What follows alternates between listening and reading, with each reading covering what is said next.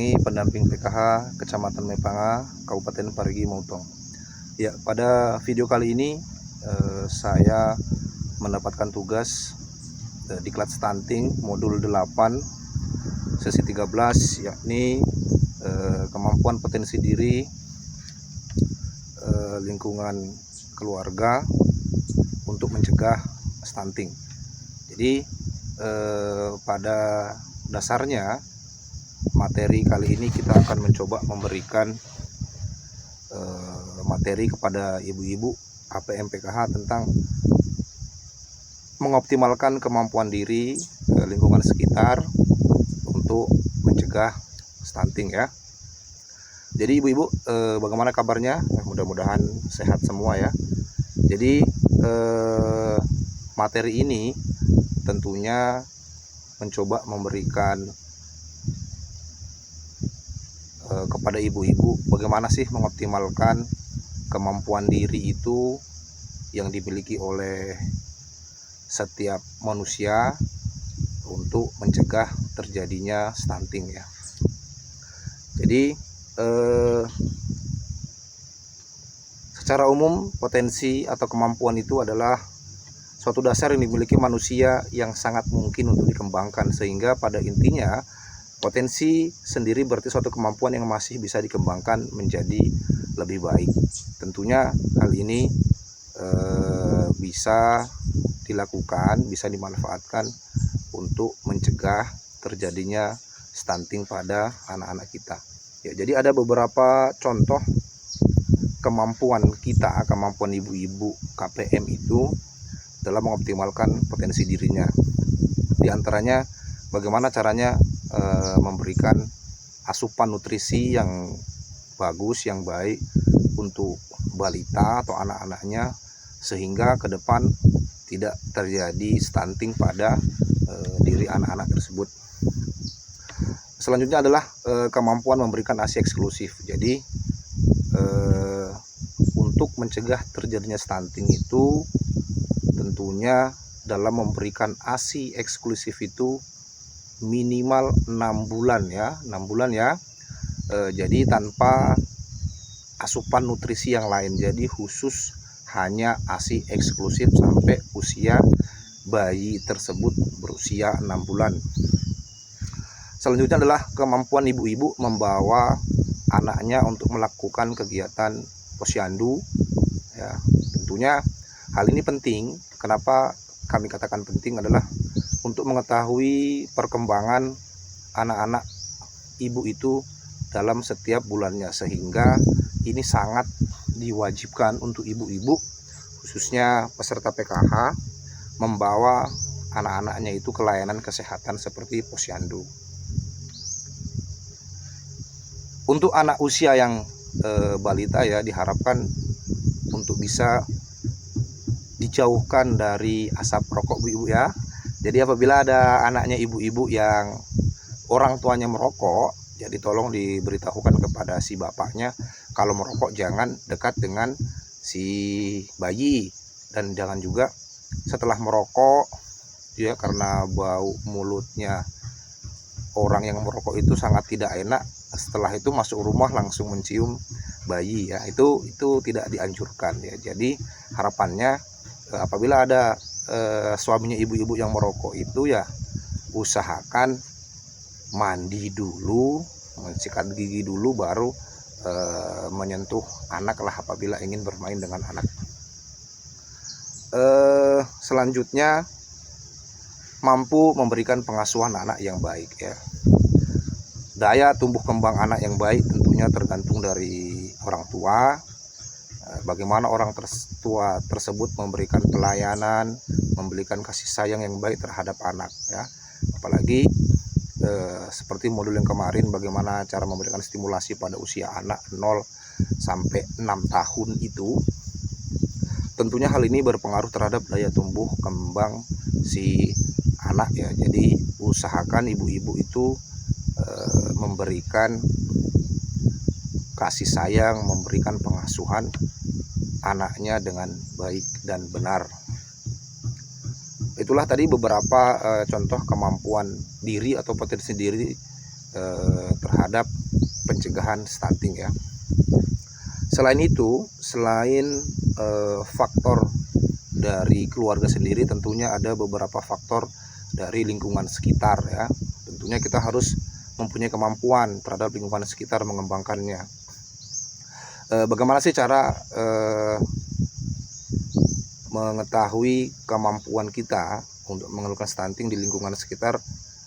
Tentunya peserta PKH ibu-ibu itu selalu mendapatkan bantuan ya. Selain bantuan PKH, ada juga beberapa bantuan BPNT dan lainnya. Nah, di bantuan-bantuan ini Pak, Ibu, tolong belikan si anak-anak tersebut itu makanan yang asupan nutrisinya itu cukup ya.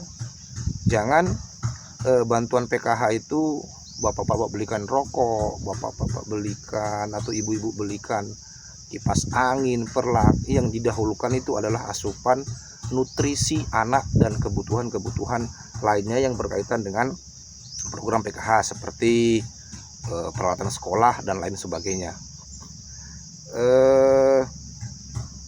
Selain itu, tentu di daerah kita ini kan akses lingkungan sekolah maupun lingkungan kesehatan itu sangat dekat. Jadi harapannya kami itu bapak-bapak, ibu-ibu, anaknya tidak ada lagi yang tidak melaksanakan kegiatan posyandu.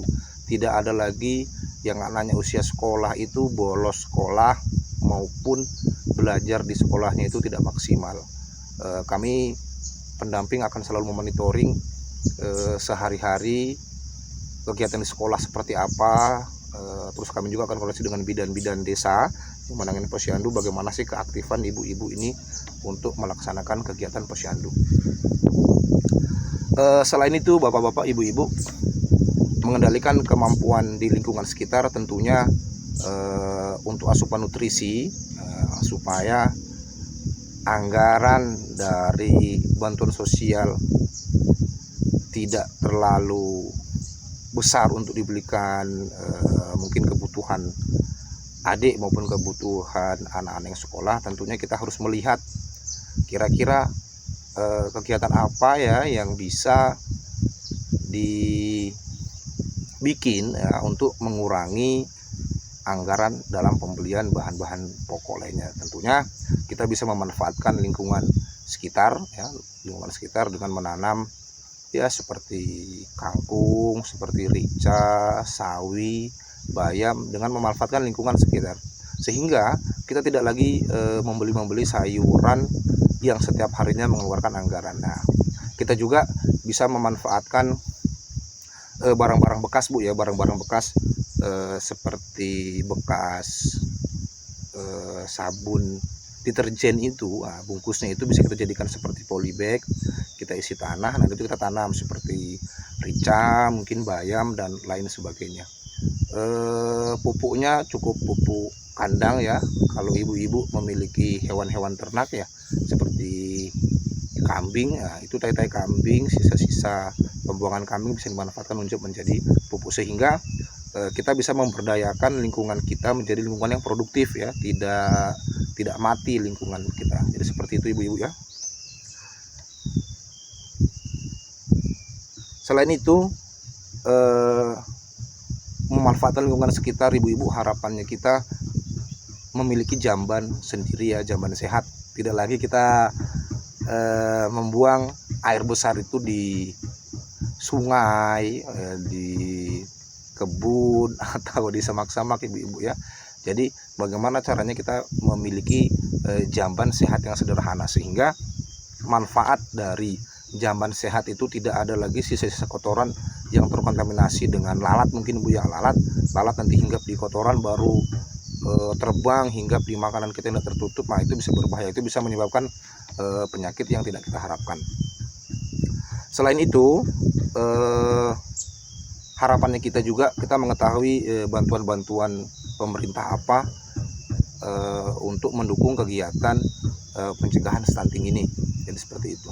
Jadi kita harus selalu bertanya ya, mungkin bertanya kepada pemerintah desa dan sebagainya, kira-kira syarat-syarat apa yang harus kita lakukan untuk mendapatkan suatu program bantuan. Tentunya ibu-ibu kalau sekarang itu administrasi kependudukan itu yang paling penting ya. NIK itu harus valid dengan Dukcapil. Tidak ada lagi anaknya ibu-ibu yang baru melahirkan itu nanti berapa tahun kemudian baru memiliki NIK. Jadi seperti itu ibu-ibu ya. Jadi setelah melahirkan segera mungkin mengurus administrasi kependudukan, sehingga apabila ada bantuan-bantuan pemerintah, ibu-ibu itu bisa tercover, namanya bisa mendapatkan bantuan tersebut. Ya, jadi ibu-ibu ada yang ditanyakan ya. Jadi itulah tadi beberapa kemampuan potensi diri lingkungan sekitar untuk mencegah terjadinya stunting. Ada yang dipahami ibu-ibu? Ya, jadi sekali lagi saya tekankan bahwa untuk mengoptimalkan kemampuan diri ya, untuk mencegah terjadinya stunting, tentunya yang pertama tadi kita harus memberikan asupan nutrisi yang baik terhadap anak, memberikan kasih sayang yang baik,